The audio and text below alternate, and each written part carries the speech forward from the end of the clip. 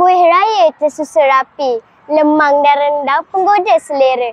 Salam Aidilfitri, ikhlas di hati, maaf zahir dan batin dipinta. Saya Emily Erika binti Shahabuddin, wartawan cilik Sebati. Pada tarikh 18 April 2025, sekolah kami telah membuat sambutan Hari Raya Aidilfitri. Mari kita lihat kemeriahannya.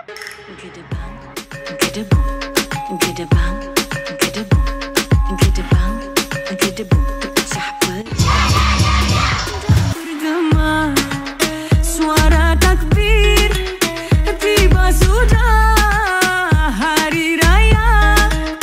Adik abang lekas siap, tolong bonda masak serba lengkap.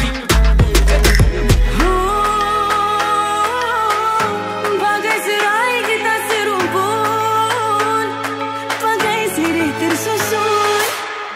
Ada ketupat, ada rendang, nasi himpit dan kuah kacang. Kuih muih sudah terhidang, kita jemput sekampung datang. Duit raya di dalam sampul, adik-beradik sama berkumpul. Ada bunga api, ada mercun, biar meletup pom pom pom pom.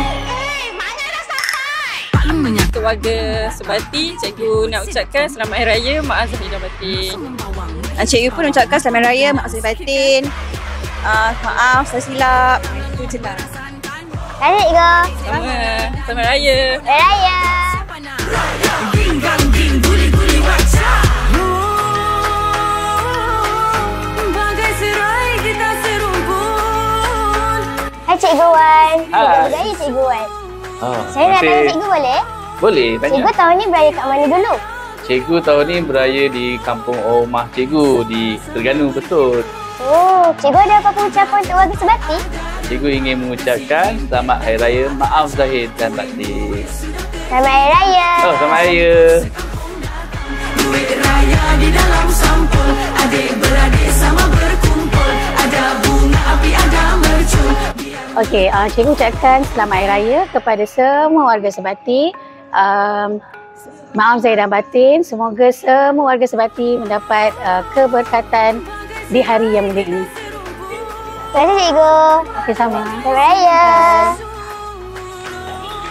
Cikgu Faiz, saya nak tanya soalan boleh? Boleh, saya tak boleh pula.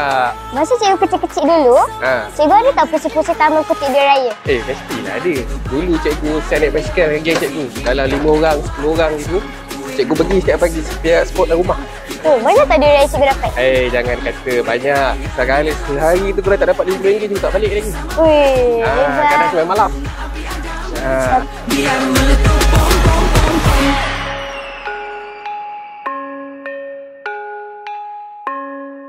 Tahu tak lagu raya? Tahu? Cuba Aisyah dari sikit. Alamak, raya lagi. Kuih raya tak jadi-jadi. Kelang kabut, anak ketupat. Rendang hangat dalam kali. Wah, sudah ada suara Aisyah. Okeylah, terima kasih jawab soalan Aika. Okey, bye. Selamat Raya. Bagai sirih tersusun. Selesai ada apa-apa ucapan untuk sekolah? Saya Tulasi, saya mengucapkan selamat Hari Raya Aidilfitri maaf zahir dan batin untuk warga Sebati. Terima kasih. Selamat Hari Raya. Bye.